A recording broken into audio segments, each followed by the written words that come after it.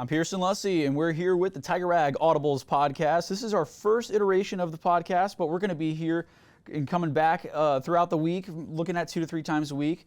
We're going to be coming back Thursday as well, and we have a great lineup today for guests. We have the editor of TigerRag.com, Todd Horne, and the assistant editor at TigerRag.com, William Weathers, that will be joining us. And we're going to talk a lot about football today, and what's going on at fall camp, with fall camp finally underway. But before that, LSU baseball has some news. As you guys know, the LSU Tigers baseball team won a national championship and had a lot of people drafted in this upcoming draft, or in the past draft. And Dylan Crews hit a home run in a couple games ago. But not only that, last night he hit a grand slam at Fredericksburg, Washington, or Fredericksburg Nationals team, the single A team. But before he did that, we actually talked to the play-by-play announcer at the Fredericksburg Nationals, and he gave us a little bit of behind what it looked like for Dylan Crews and Gavin Dugas, his LSU teammate and now Nationals teammate, and how they finally gelled with the team and with each other. Sunday was really good. I mean, Dylan hit the home run in the first inning and went 0 for 5 in his debut, which we think was the first time he didn't reach base in a baseball game in the calendar year 2023. But then Sunday he ran into one. It just seemed a lot more comfortable on Sunday than he did on Saturday. And then Gavin was with us all week, made his debut Tuesday night, got a base hit that night. Had a little bit of a setback. Got hit by a pitch in the hand on Friday, so he missed the Saturday game, but was back on Sunday. And I know the two of them were just over the moon excited to be back together. I mean, they were taking batting practice together. It seemed like old times when they were with the Tigers. Before we dive into the current LSU football team in the first 2 weeks of fall practice, we want to talk about a little bit more about the recruiting class that LSU has had, and we spoke with Shea Dixon at On3 about what the next iteration of LSU football teams are going to look like. Right now, they have a top 10 class for 2024, meaning the kids who are rising seniors in high school that'll, play their senior years this fall.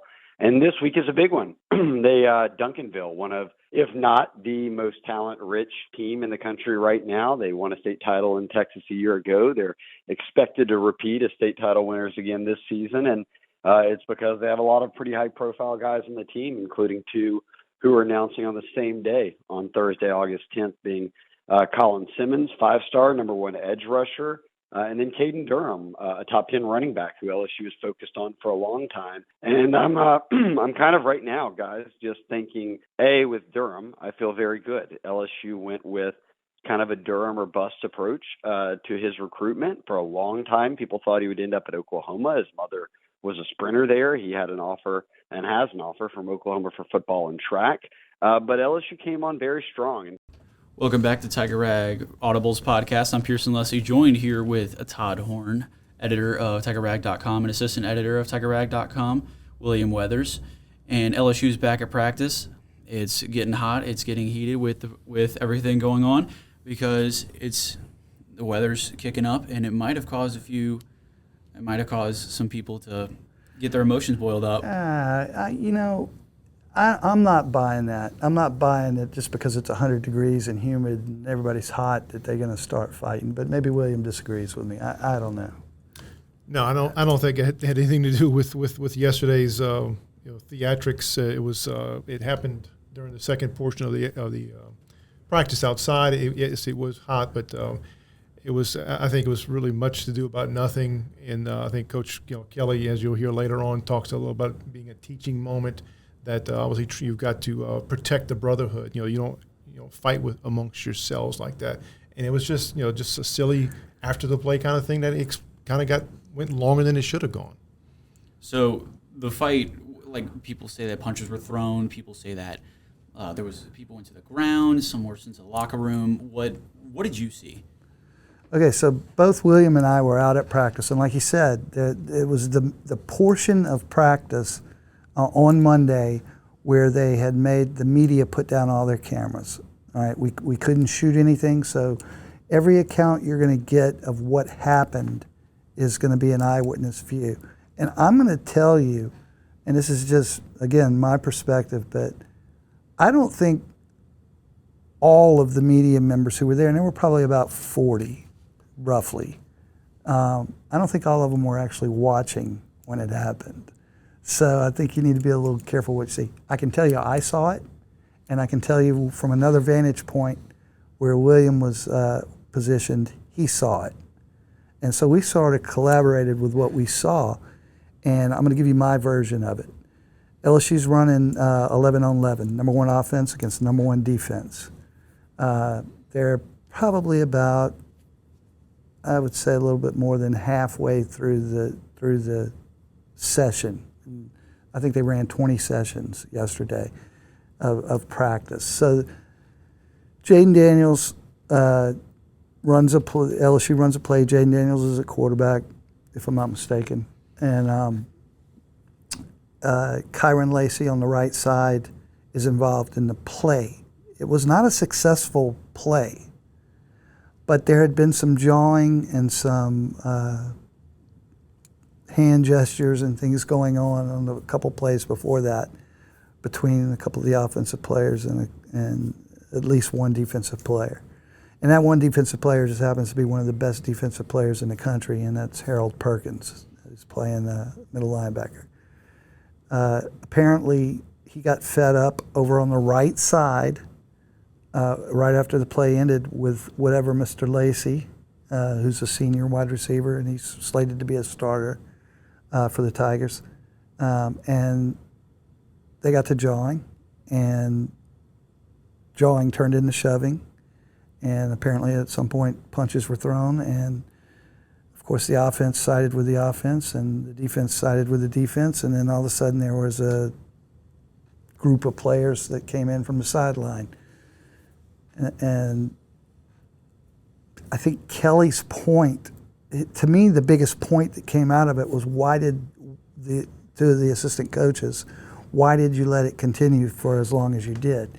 Now, keep in mind, Kelly is at practice. He's out on the field, and he's not far from it.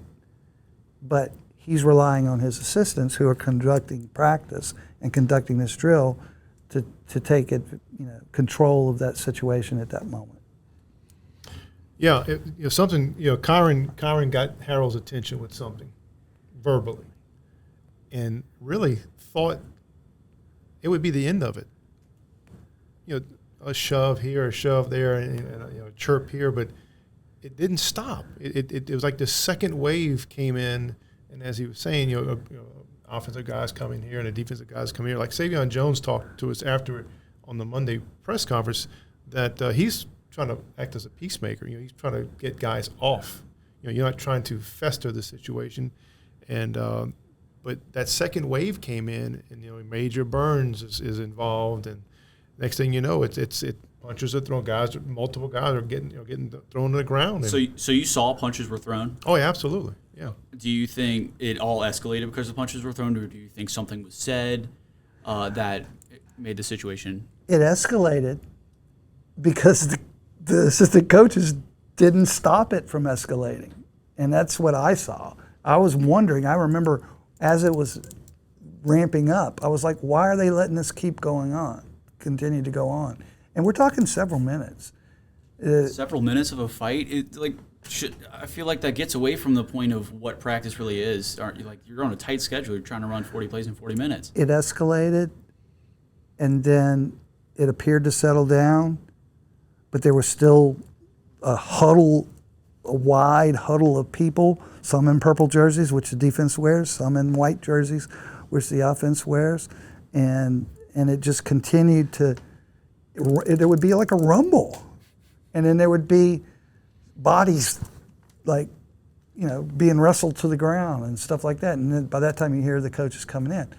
Having said all that, as dramatic as that sounds, and it was dramatic sounding, I mean, these are big guys, right? And there's a bunch of them, and a pile would move, literally.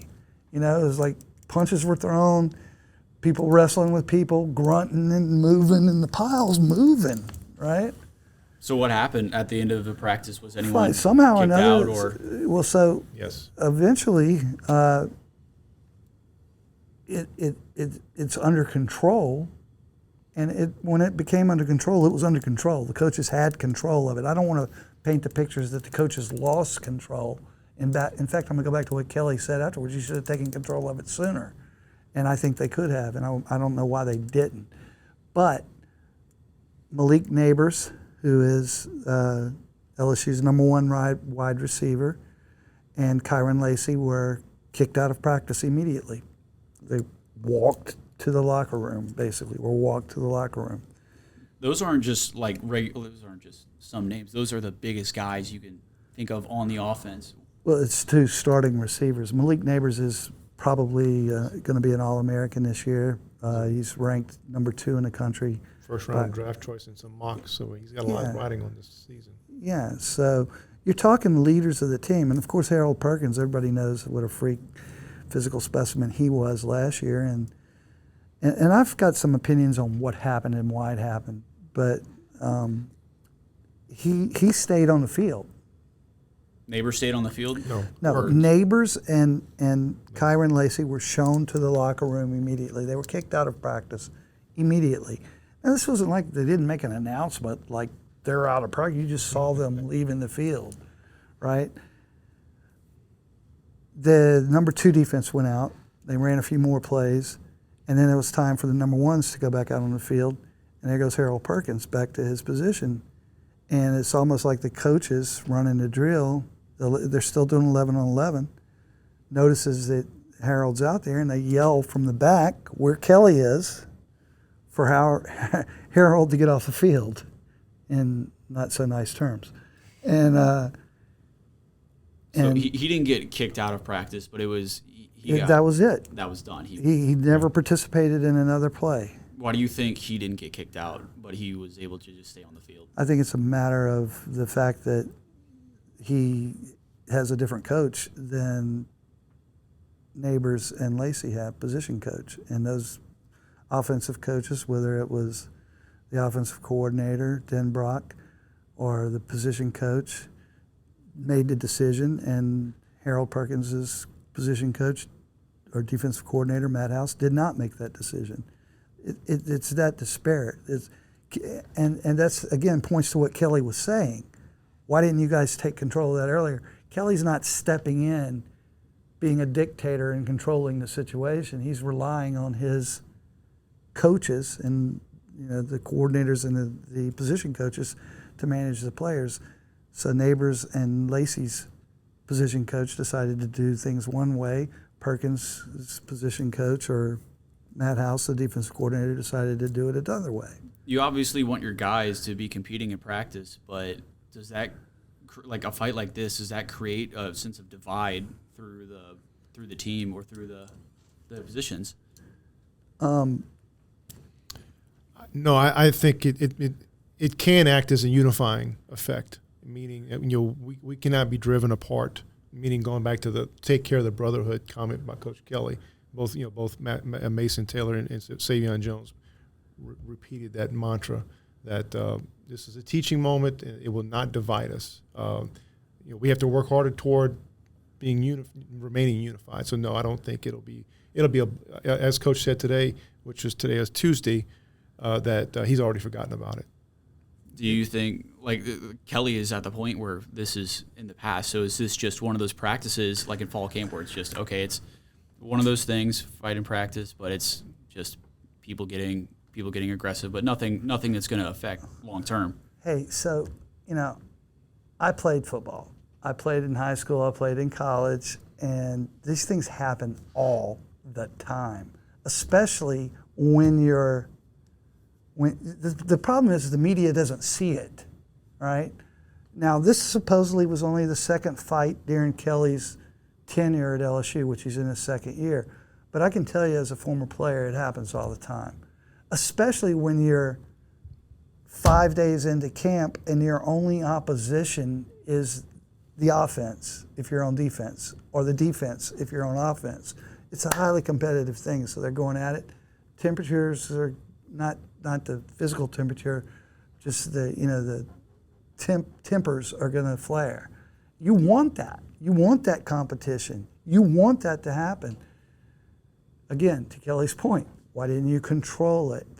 Because that's what football practice is. It's a controlled situation where you're trying to control various bursts and physical things that are happening. William, you brought up that this is like that Kelly wanted to make this like a unifying sort of thing where everyone bands together.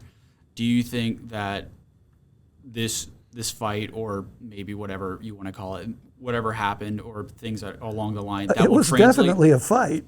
Well, do you think that translates to when they finally play Florida State? They're going to be able to use all of that aggression and be able to. That's when you want to see it, yeah. And again, listen, you had two good perspectives from Mason Taylor and Savion Jones were very much like we're still a team, and this will not divide us. This will be a stepping stone. Coach Kelly mentioned it today again. It's a teaching moment that we're going to go. I have so many teaching moments. Let's use it, and I think that is better served on your opponent. So absolutely. And we actually have Kelly's interview on that. He talks a little bit after that practice, and we'll mention that here. Everything that happens out there are teaching moments. I mean, every day. I mean, that's like so far behind me. Yesterday. Because they're 18 to 21-year-olds.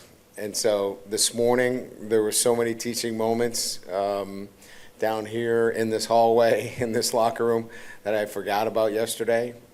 So, you deal with what happens in front of you, and you try to bring everything back to, what your process is and what you're trying to develop in your program. And so, there'll be moments like that similarly in a couple of days that I'll have to deal with that maybe you won't see. I'm Pierson Luscy, and we're back with the Tiger Rag Audibles Podcast. I'm here with Todd Horne, the editor of TigerRag.com, and the assistant editor of TigerRag.com, William Weathers, and Jaden Daniels coming back at quarterback. It's looking like a good team, and he's looking like he can really perform, but the front five has been a question mark going into this off season and into fall camp, and we thought it was really down packed. Now, what have you guys seen so far from the offensive line and rotations, and who's been up there at the front five? I'll let William really dig into the details of that, but I will say that the offensive line last year at this time was a complete unknown. We had no idea who was going to be starting at left tackle, who was going to be at right tackle. We weren't sure who was going to be at guard. It was just a complete unknown, very unsettling. Contrast that to this year, that was one of the most stable position groups on the team, but we get into one day of practice here in the fall camp, and all of a sudden Kelly's telling us some of the positions may be up for grabs. What do you make of that, William? With some talented newcomers who are on the way who got started in fall camp, and he was going to use the first six practices as kind of a guide to see who can make a move in that first group, second group, rotational player. This was a group last year that couldn't go deeper than 8. And that was, that encountered some injuries last year because, several people went down with injuries. That 8 is not a lot to make it through an entire, at least a 12-game season. And then if you've got aspirations of going to a bowl game or playoffs, you need to be deeper. This team will be deeper. You got 4 starters back, anchored by Will Campbell and Emory Jones at your tackles. It's been a really good place to start. Charles Turner is coming back as your as a center, but Marlon Martinez is kind of nipping on his heels a little bit, and Miles Frazier is your right guard. That the newcomer there is Garrett Dellinger, who was a starting center last year, went down with some injuries, came back and played some guard. So you've got 4 starters and a guy who's started for you. But then behind them, you got a guy like the newcomer is Lance Hurd from Neville, who's playing right tackle behind Emory Jones, and is very, very, very highly thought of. We had some good stuff from him, from Mason Savion Jones, talking about what it's like to go against him in practice. So you have a freshman, Campbell and Jones kind of set the template last year. Like, hey, if you come in and do this, you can play as a freshman. So Lance Hurd may be the next freshman, But Marlon Martinez is the backup center or pushing Turner. And then you've got Mason Lunsford, who's a Maryland transfer at guard. And then Kimo Macanoli is the other guard. So you've got those 10, which is pretty good. Again, when you talk about starting in August, that's a really good place to start, having 10 guys. So from what it sounds like, it's even though they aren't set in stone, it's not because of the lack of talent, just there's so much depth. Right. So, Will Campbell at the left tackle is an All-American. He's not going anywhere. But it's possible, and I'm not saying this is going to happen, but it's possible Emory Jones, who was a freshman starter from the second or third game on last season at right tackle, could possibly move to a guard position if Zalance Hurd is, the specimen that he's apparently being. But I think the biggest contention, the biggest point, as William pointed out, is center. Who's going to be the starting center? And I think there's a competition right now between Charles Turner and Marlon Martinez. And we have an interview clip with Coach Kelly. He went into a little bit about the offensive line play and who could possibly be starting on that team.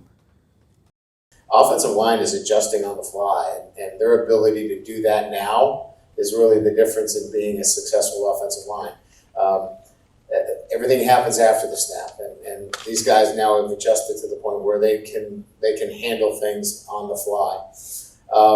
I think it'll be an interesting deal, right? I mean, we're going to have to see some of these young guys. We're not going to throw them in there with the first group right away, but it'll be similar to the evolution of our freshmen last year, where we gradually brought them along, and then they took over some positions. You may see that happen again in camp. We're going to give them a little time. I don't really like to set a depth chart the first 6 practices. I like to let the guys kind of go out there that we're starting, and then let's see how this competition takes care of itself. But I think there could be potential battles on that offensive line. So the running back room at LSU, Coach Kelly kind of went over it and said that it might be running back by committee, 7-8 running backs. Is it 7-8 running backs? Because he said experience was going to be a big thing, but I don't know anymore.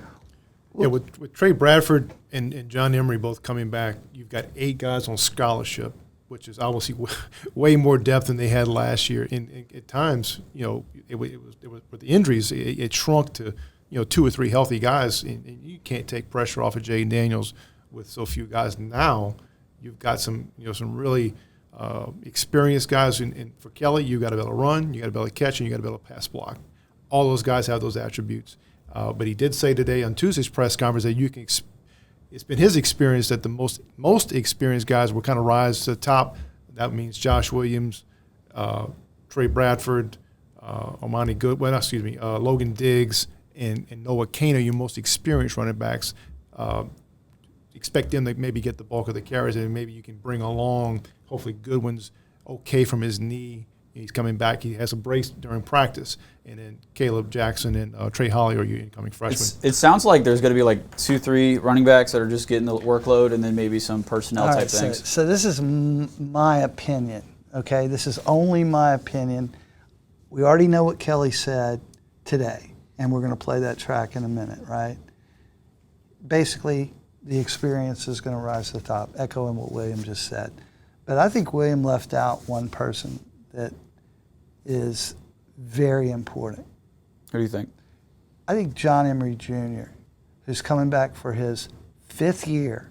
This kid played on the 2019 National Championship. This guy wants to win. This guy really wants to win. He's been academically riddled his entire career, and he had to really overcome some stuff to get back on the field. He missed the spring for academic reasons. After missing a whole year for academic reasons 2 years ago, and then he couldn't practice in the summer, participate in any drills with the team, player-only practices, what have you, because he had to focus on his academics. Missed the first day of camp this fall because he needed to finish up his academics, which he did. The reason I'm saying he's a sort of an outlier to this experience thing, because if you just look at the experience thing, Josh Williams is in his 6th season. He's a 6th-year senior, and he's a proven commodity, as Williams said. Logan Diggs, a transfer from Notre Dame, from Louisiana, recruited by Kelly when he was at Notre Dame, was their second leading rusher last year. He's a kid who can do it all. John Emery Jr. is a game breaker. He's a playmaker. He's going to get his time. There's going to, like William said, they're going to be splitting time. And they have a room full of people to split time with. I will say this. I think Trey Holly and the other freshman, Caleb Jackson, are probably headed for red shirts this year. If again, this is just me saying that. But, I mean, with that stacked of a room and the experience rising to the top, I think that they're going to be here for a while. With that many running backs, like, what do you have personnel in there where it's more than just one, or you can have a lot of these guys in on the same play, or maybe split them out wide or something along those lines? LSU is expanding their offense, but I don't remember any time last year where they had two running backs on the field at the same time. Not one play that I can recall. Yeah. They're more likely to have multiple tight ends on the field before they have multiple running backs by personnel. If you have multiple tight ends, then it's okay, you're going to be running the ball more. You got Jaden Daniels, and you got a lot of studs at wideout, but... Well, I'm sorry, William. I personally think, again, this is me again, I think this team is built to run, all right? You not only have a quarterback who can read and run, he's going to throw more, and he's going to throw more vertical, but he will take off and run. And they are built solid up front. They're going to be a physical team, and Brian Kelly's teams are usually traditionally very physical. Well, you got all those Notre Dame linemen in the NFL. Yeah, they're making a difference. Right, and that's the way he prefers to play. I'm not saying they're going to be exclusively run, but they are going to be able to run the football. They're going to be a very physical team, and it's going to require more than 3 or 4 backs. If you're in a game playing where they have to run the ball, they can attack in between the tackles. It sounds like they can do it, but let's say they actually do have to rely on Jaden Daniels heavily just to. You got 2 minutes, get 80 yards down the field. Can he do it? Well, I think just his second year in the program that he's much more comfortable at all his reads and obviously the personnel. He didn't know anybody when he got here last year. So can you imagine starting? He's had the player-led practices.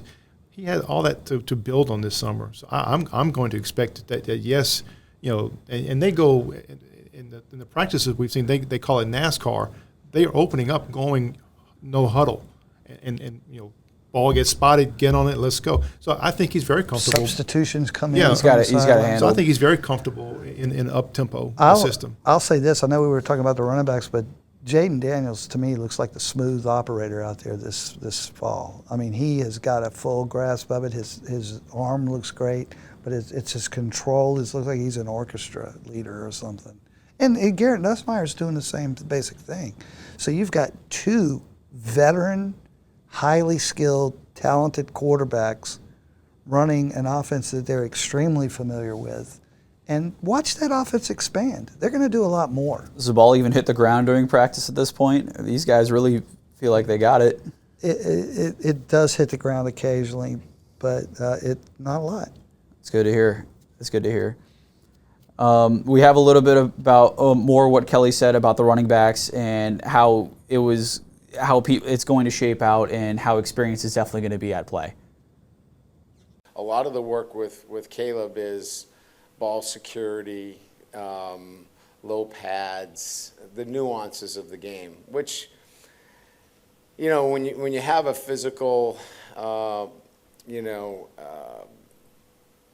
don't want to use the word, but just a guy that has that kind of prowess at the position, those are good things to work on, right? We don't have to worry about some of the other things. So it's just the details with him, and that's a good thing. Trey's a little bit ahead in the sense that he had the spring, so he knows the playbook a little bit better. And then a collection of experienced backs that have, a different style. Each one of them has a little bit that they can offer. So Look, we got one football. That hasn't changed. So, we'll figure it out as it goes. But my guess is that, it always ends up coming back to the guys with the most experience end up kind of rising to the top and taking it over. One thing's for sure, the offense is going to look much better this year. I mean, a lot of people are starting to think so. The team is coming in with a number 5 ranking in the coaches poll. So it's not just people around Baton Rouge and in the facility that think LSU has a chance at this. A lot, like they could really win some games and potentially contend for another national championship. That's going to do it from us here. Thanks for stopping by. I'm Pierson Luscy, and we are going to be coming back tomorrow on Thursday, August 10th, and we will be breaking down the next practice, and we're going to have Mike Denbrock at the stand talking to the media tomorrow, and we're going to talk about what he has gone into and what the offense looks like, revamped with a lot of guys coming back. But make sure to stop by, and thank you for listening.